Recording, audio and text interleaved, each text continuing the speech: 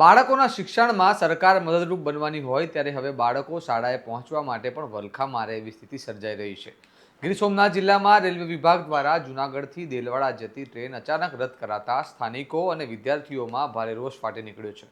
રોજિંદી મુસાફરી માટે જીવનરેખા સમાન આ ટ્રેન બંધ થતાં વિદ્યાર્થીઓ, કામદારો અને ગ્રામજનોને ભારે હાલાકી ભોગવવી પડી રહી છે અને સ્થાનિક આગેવાનોએ સરકારને ઉગ્ર આંદોલનની ચીમકી પણ આપી છે। આવા વિગતે વાત કરીએ સમગ્ર મામલા વિશે આ અહેવાલમાં। નમસ્કાર, હું ચિરાગ વર્ષાબેન, આપ જોઈ રહ્યા છો સ્વમાન। ગુજરાતમાં શાળા છોડવાના વધતા આંકડાઓ પહેલેથી જ ચિંતાજનક છે અને લોકસભામાં રજૂ થયેલા આંકડા મુજબ શાળા છોડવામાં ગુજરાત દેશભરમાં પ્રથમ ક્રમાંકે હોવાનું જણાવાયું છે।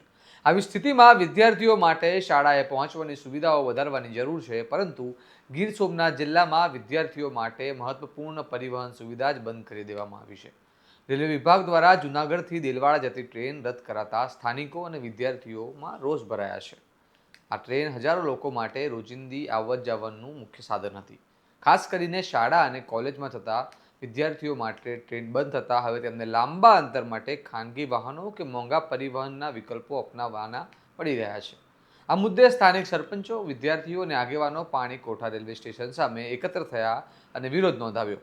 તેમણે રેલવે વિભાગ અને સરકારને તાત્કાલિક નિર્ણય પાછો ખેંચવાની માંગ કરી છે। આગેવાનોનું કહેવું છે, જો ટ્રેન ફરી શરૂ નહીં કરવામાં આવે તો ઉગ્ર આંદોલન કરવામાં આવશે અને જરૂર પડે તો ટ્રેન રોકવાની ચીમકી પણ આપવામાં આવી છે। સાંભળો એ લોકોએ શું કહ્યું। અલ્તાફ બ્લોચ, જાવંત્રી, પાણીકોટા, લીમદરા જૂથ ગ્રામ પંચાયત સરપંચ।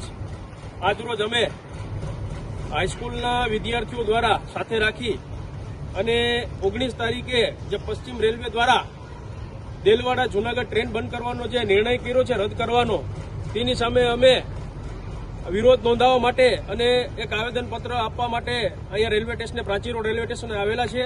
દેલવાડાથી જૂનાગઢ જતી ટ્રેનમાં હજારો લોકોને લાભ મળે છે, જેમાં કોલેજના, સ્કૂલના વિદ્યાર્થીઓને લાભ મળે છે, તેમજ રાહતદારીઓ જે કે ગીર સોમનાથ જિલ્લાનું ઈણાજ મુખ્ય મથક, જિલ્લા કલેક્ટર ઓફિસ, જિલ્લા પંચાયત તેમજ એસપી ઓફિસ છે।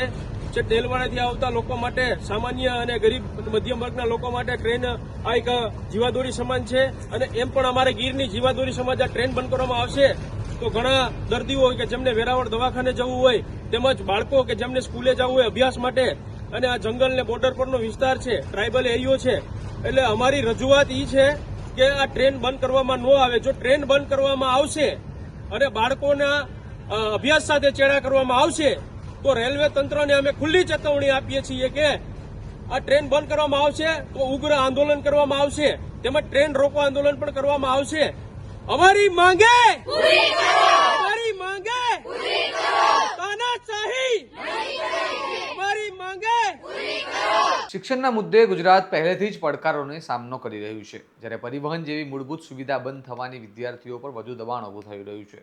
સવાલ એ છે કે શું સરકાર અને રેલવે વિભાગ આ નિર્ણય પર પુનઃ વિચાર કરશે અને શું વિદ્યાર્થીઓ માટે આ ટ્રેન ફરીથી શરૂ કરીને શિક્ષણ સુધી પહોંચવાની સરળતા પુનઃસ્થાપિત કરાશે? જો આવા નિર્ણયો ચાલુ રહેશે તો શું શાળા છોડવાના આંકડાઓમાં વધારો થશે કે નહીં થાય? આ સમગ્ર મામલે તમારું શું મંતવ્ય છે તેમને કમેન્ટ બોક્સમાં જરૂર જણાવો। આવા અહેવાલો માટે સ્વમાનની ચેનલને લાઇક કરો, વિડીયોને શેર કરો અને સબસ્ક્રાઇબ કરવાનું ભૂલતા નહીં। જોતા રહો તમારું સ્વમાન। નમસ્કાર।